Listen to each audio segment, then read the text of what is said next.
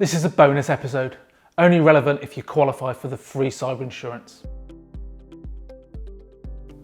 If you fit within certain criteria, which is fairly broad, you'll qualify for free cyber insurance by achieving Cyber Essentials certification.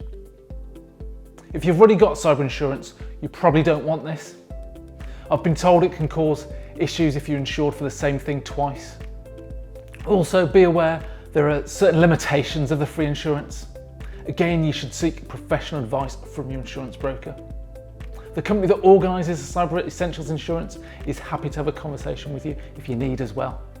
Just reach out and ask. Some of the conditions that you must meet for the free insurance. Number 1, the scope in section 2 must cover your whole organisation. Number 2, your head office must be within the UK. Number 3, you must have a turnover of less than 20 million.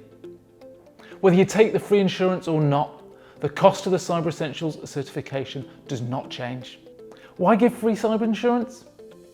I can't say for sure, but what I can tell you as a cybersecurity professional is the chance of you being severely impacted by a cyber attack if you've implemented all of the controls of Cyber Essentials are significantly reduced. My personal opinion is it's definitely worth having cyber insurance. With the industry that I'm in, I made the decision it was better for me to have a separate third-party policy.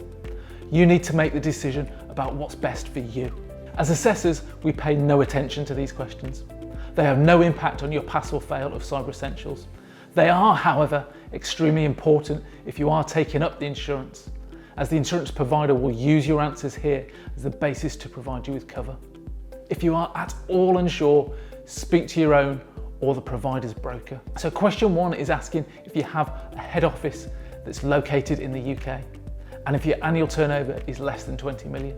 Question 2, you'll only see if you'd answered yes above. It's asking you if you want the insurance. If you say yes here, you'll need to fill in questions 3 through to 6, and if you pass Cyber Essentials, your details will then be forwarded on to the insurance provider to arrange cover for you. The following 4 questions you'll only see if you've answered yes to both questions 1 and 2. They're pretty straightforward, so I don't think I need to cover them right now. Let me know in the comments below if there are any queries and I'll revisit this for you. To sum up, when it comes to insurance, I'd always recommend you speak to your broker or someone who's qualified in the insurance industry. They are highly regulated and good brokers will give you good, sound advice. Remember, the answers to the questions in this section have no impact on the results of your Cyber Essentials assessment. That's the end of this bonus episode.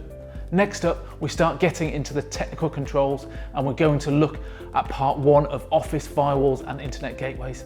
See you soon.